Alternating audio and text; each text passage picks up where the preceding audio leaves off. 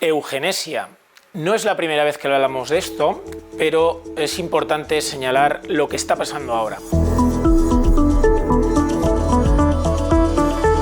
Para saber lo que está pasando ahora hay que remontarse un poquito. Estamos en un momento de crecimiento de una nueva eugenesia. Pero ¿de dónde sale esta palabra y qué es lo que ha pasado en los últimos 100 y pico de años?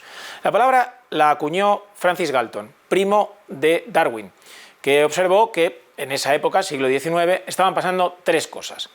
Y es que entraba nueva población en Europa procedente de otras zonas del mundo, con lo cual había mezcla de razas, que los avances de la medicina y de la higiene hacían sobrevivir a mucha gente que antes se moría, que además procreaban, y finalmente pues que había una serie de organismos, por ejemplo la iglesia y otras organizaciones religiosas que protegían muchísimo al débil, y con todo eso pensaron que se estaba depravando la raza, con lo cual que el Estado tendría que dirigir una contraposición a todo esto, a la manera de una selección natural, como había dicho su primo Darwin, pero en este caso dirigida por el Estado.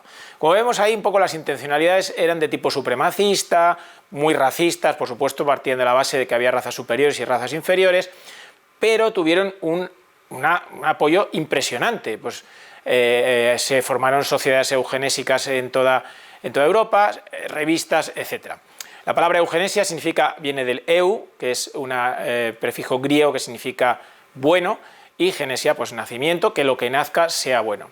Estas sociedades eugenésicas, apoyadas por los regímenes autoritarios que empezaron a fructificar en Europa, comunistas, fascistas, el régimen nazi después, pero también por demócratas, conservadores, socialistas, feministas de la época. Es impresionante la lista de apoyos. ¿Qué hicieron? Propugnar métodos de eugenesia negativa, es decir, evitar que nazcan seres no deseables, esterilizando a las personas que tuvieran enfermedades mentales, enfermedades físicas, pero también comportamientos morales considerados depravados, como por ejemplo prostitutas, alcohólicos, delincuentes, etc. Y medidas de eugenesia positiva, es decir, fomentar que sí que se reprodujeran por las personas que se consideraban racialmente perfectas.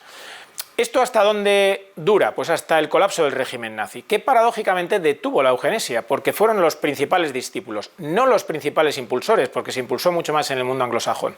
Pero ellos aplicaron como nadie esto. Ya en la República de Weimar se hicieron las primeras listas de personas indeseables, pero no se tomaron medidas porque todavía pues había mucha oposición de la Iglesia, mucha oposición del colectivo médico que estaba en contra. Y fue cuando ya llega la crisis del 29, la superinflación, los problemas económicos, cuando la gente se empieza a agobiar. Y es que entonces había surgido una nueva motivación. Al supremacismo y al racismo del 19 ahora se unían las preocupaciones económicas, porque ya había sistemas públicos de salud y bueno, pues a tener que atender, tener que gastar dinero en todas estas personas enfermas. Esto era un argumento que a una población que estaba muy asustada con la economía, pues caló muy bien. Y entonces ya, con los nazis en el poder, empezaron los programas eugenesios que culminaron en el asesinato de unos 5.000 niños enfermos, de 70.000 enfermos mentales y la esterilización de más de 400.000 personas en esa época. Bueno, obviamente, con el colapso del nazismo, con la desaparición de este régimen, todo lo que tuviera relación con él pues era denostado, era criticado y se intentaba pues dejar de lado. De hecho, pues ahí está la Declaración de los Derechos Humanos de 1948 que pone el acento en la igualdad, porque al final en la eugenesia lo que estaba debajo es la idea de que hay un distinto valor para las personas según su raza, según su situación de salud, según su situación mental y según incluso sus costumbres. Bueno, pues esto en la Declaración de Derechos Humanos se quita mediante el concepto de dignidad. Dignidad es algo que no se mide, es algo que tiene cualquier persona por el hecho de serlo, independientemente de su situación, de su edad, de su creencia, de su raza, etcétera, etcétera, etcétera. Hoy día el concepto de dignidad está muy en entredicho por parte de muchos científicos, de muchas personas de mentalidad progresista, porque dicen que tiene un sesgo religioso. Al fin y al cabo, en la Declaración de los Derechos Humanos participaron muchas personas religiosas, muchos incluso clérigos, en su redacción, pero no proponen un concepto alternativo para sustituir este concepto de dignidad y es muy peligroso despojar a la protección de la persona humana de ello. Entonces, ahí se pasa a un momento, digamos, de silencio de la eugenesia. Todas esas sociedades europeas con sus revistas quitan esta palabra de su título, pero realmente ahí sigue habiendo un anhelo silencioso y de hecho las leyes de esterilización siguen vigentes en Estados Unidos y en los países nórdicos de Europa hasta los años 70 nada menos, ¿no?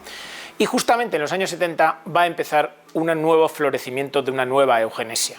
En ese caso va a estar dirigida por la crisis económica nuevamente, la crisis del petróleo de los años 70, por la obsesión por la superpoblación, preocupaciones económicas. Todo eso aparece en el informe Kissinger que se realizó en el año 74 y se desclasificó 20 o 30 años después, y porque también había habido avances médicos importantes como la capacidad de detectar malformaciones, síndromes cromosómicos en los embriones y, por supuesto, la liberación de la revolución sexual, etcétera, lo que produce la liberación de las medidas abortivas, ¿no?, en las leyes del aborto. Parte de estas leyes de aborto van a ser eugenésicas porque van a prohibir específicamente, o van a permitir, perdón, la eliminación de embriones y de fetos que tengan deficiencias. Esto lo trataremos en un vídeo posterior, cómo vamos ahora a un nuevo florecimiento de una posible eugenesia más bien dirigida por motivos económicos, por motivos de preocupación superpoblacional, motivos incluso que pueden ser hasta ecológicos, más que buscar el supremacismo racial que se buscaba en el siglo XIX, pero al final muchos de los argumentos, como veremos, son los mismos. Como siempre, si te gusta la ciencia, no olvides darle al like de este vídeo. Si te ha gustado, pon tus comentarios y te agradecemos muchísimo que nos sigas.